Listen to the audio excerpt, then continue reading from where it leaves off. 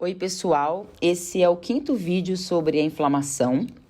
No primeiro vídeo eu falei sobre os conceitos básicos, no segundo sobre o processo de inflamação e os sinais cardinais, no terceiro sobre as células que estão envolvidas nesse processo, no quarto eu falei sobre exudatos inflamatórios e agora eu vou falar um pouquinho sobre inflamação aguda e inflamação crônica juntas no mesmo slide, tá bom? Mesmo vídeo. Então, vamos lá. Quanto à classificação dos processos inflamatórios.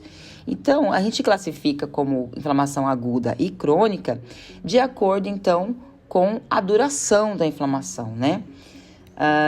Então, eu vou falar um pouquinho agora sobre a inflamação aguda. A inflamação aguda, ela ocorre, então, em minutos, né? Em alguns dias, né? E é uma resposta imediata, então, a injúria tecidual, né, que esse tecido sofreu, sendo repetitiva, né, mas ok. Ocorre também alterações circulatórias, né, hiperemia, edema, calor, né, a gente já falou sobre isso, né, quando falou sobre os sinais cardinais. E também tem presença de exudato inflamatório, que geralmente é o exudato seroso.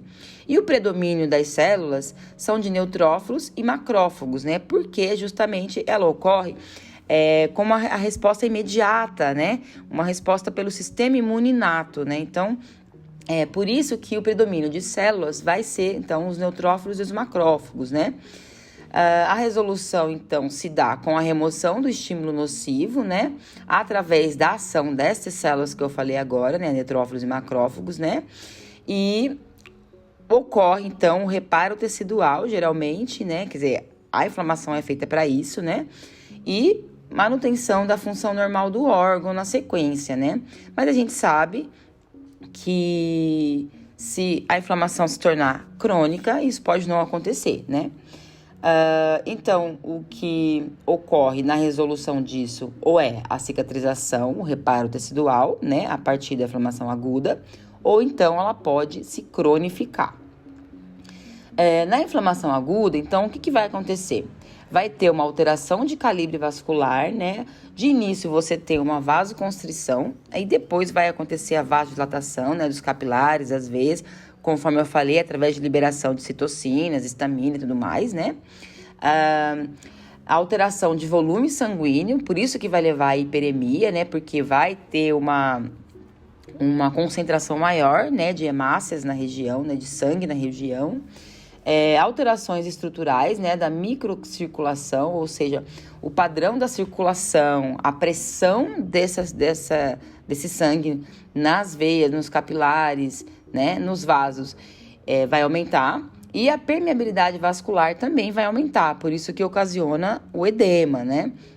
E a gente vai ter também a passagem de proteínas e células para o interstício, ou seja, a diapedese, né, que é o extravasamento das células para o tecido e para o interstício, né, e também o extravasamento de proteínas plasmáticas, de líquido e tudo mais, que também é o que favorece o edema. A gente vai ter também o acúmulo de neutrófilos e macrófagos no tecido lesionado, né, e muito fluido nessa região, porque na diapedese o que vai acontecer é tanto a migração dos neutrófilos e dos macrófagos, como também de fluidos, né, do líquido plasmático, né. E a inflamação crônica, ela ocorre, então, em semanas ou até meses depois, ela é duradoura, né. E ela vai ocasionar alterações circulatórias também, como a aguda, né, hiperemia, edema, mas às vezes esses sinais não são tão visíveis também, né? E vai ter presença de exudatos inflamatórios, e aí vai ser diversos, pode ser purulento, supurativo, né, pode ser ulceroso, mas pode ter também sanguinolento. Então, vai depender muito desse processo inflamatório crônico, né? A origem, a causa de base e tudo mais, né? E o predomínio também vai ser de macrófagos, né? Só que, diferentemente da aguda, que você tem muito neutrófilo, você vai ter mais monócitos e linfócitos no local. Porque, como a gente comentou, a inflamação aguda, ela ocorre na resposta imediata do sistema imune inato, né? E quando você tem uma inflamação crônica, e aí você já acionou a resposta imune adaptativa, resposta imune celular. Então, o tipo celular que vai ter ali vão ser outros tipos de células um pouco mais específicas, né? Como os monócitos, que eles vêm vem auxiliar, então, os macrófagos, né? E a gente tem também os linfócitos T, linfócitos B e tudo mais. E a resolução, então, de uma inflamação crônica, ela pode ser com a angiogênese, né? Mais vasos sanguíneos sendo formados, que vai ajudar também a trazer mais oxigênio, nutrientes, né, para esse tecido e tudo mais. Ou ocorre a fibrose, né, com a formação de tecido cicatricial, que a gente sabe que o tecido cicatricial nunca é comum ao tecido íntegro, né, então sempre tem um pouco de perda de função. E a perda de função realmente do órgão afetado, se você tem necrose, por exemplo, né? Porque pensando numa inflamação crônica, isso pode acontecer, né? Pode levar a necrose com morte celular e tudo mais.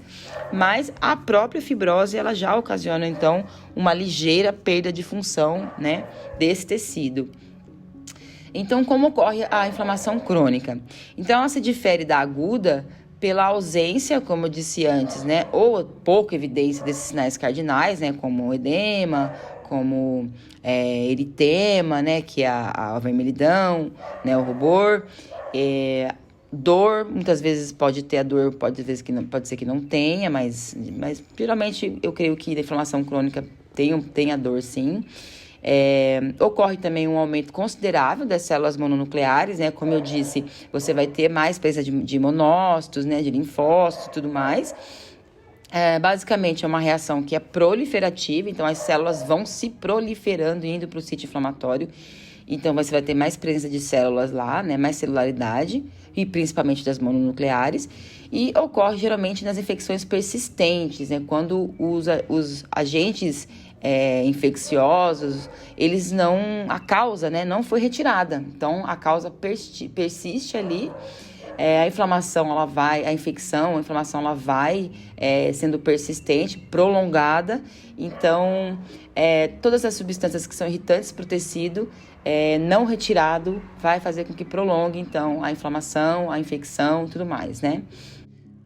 E uma coisa que eu trouxe aqui, que eu achei muito legal de umas aulas que eu assisti, não lembro se foi de uma professora de Minas Gerais ou se foi da UFPR, que ela comentou sobre as etiologias das inflamações crônicas também, né? E tem as infecciosas, né? Que a gente vê bastante, né? Na clínica médica, né? Que está envolvido com as bactérias, parasitos, fungos, protozoários e tudo mais, né? Mas também ela comentou sobre a inflamação crônica que é ocasionada por corpo estranho, né? Que o corpo estranho, a gente sempre pensa, o animal comeu alguma coisa, engoliu uma meia, engoliu um brinquedo, um pedaço de pau, né? Mas também pode ser por pequenos fragmentos, né?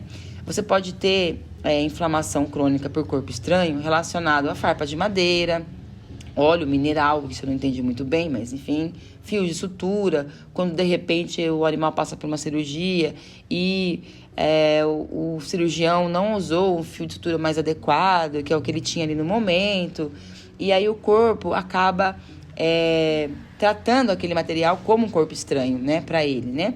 Então, ela colocou um fluxograma que eu achei muito legal, que é esse daqui, que ela explicou como que se forma, então, o granuloma do corpo estranho, né? Que é uma inflamação crônica relacionada, então, ao corpo estranho no organismo. Então, esse corpo estranho que vai estar lá, ou um fio de sutura, ou uma farpa, né, de madeira e tal, ele vai estar inerte no tecido, no órgão e tudo mais. E o que vai acontecer é toda uma resposta do sistema imune, né, inata, adaptativa e tudo mais e tal.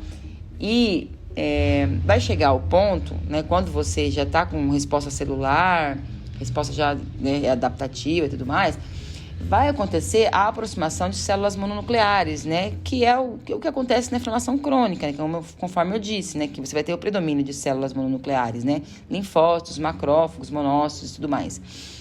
E essas células mononucleares, elas vão se unir, principalmente os macrófagos, elas vão meio que formar um agregado ali, elas vão uma ficar próximas da outra e vão meio que abraçar esse corpo estranho, meio que formar um volume em volta desse corpo estranho, né, encapsular ele, né, e ele vai formar, então, essa espécie de, eu não sei que nome usar para isso, mas uma breuba, vamos dizer assim, né?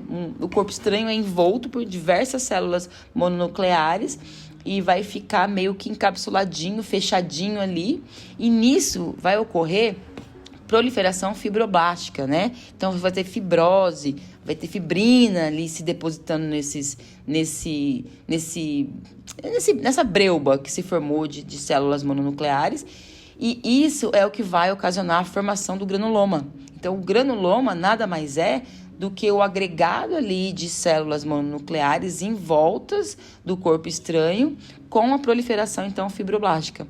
E eu achei muito interessante isso que ela trouxe e é por isso que eu coloquei aqui também, tá bom? E esse último slide é meio que um esqueminha para diferenciar, então, a inflamação aguda da crônica. A gente já comentou um pouquinho sobre cada uma, né? Então, na aguda, a gente vai ter como resolução, então, se você remove o tecido, o estímulo nocivo, né? Fagocitose dos micro-organismos restcelulares e manutenção da função normal do órgão, né? Com reparo tecidual. Se você não remove, se a inflamação persiste, ela vai se tornar uma inflamação crônica, né? E a resolução é com angiogênese ou ulceração, formação de fibrose, né?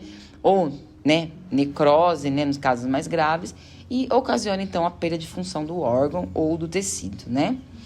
E eu trouxe mais esse mapa mental também, que eu achei muito legal, para ficar aqui no finalzinho, né? Que já meio que resume os últimos 4, 5 vídeos que eu fiz, né? Os 4 vídeos que eu fiz, mais esse daqui.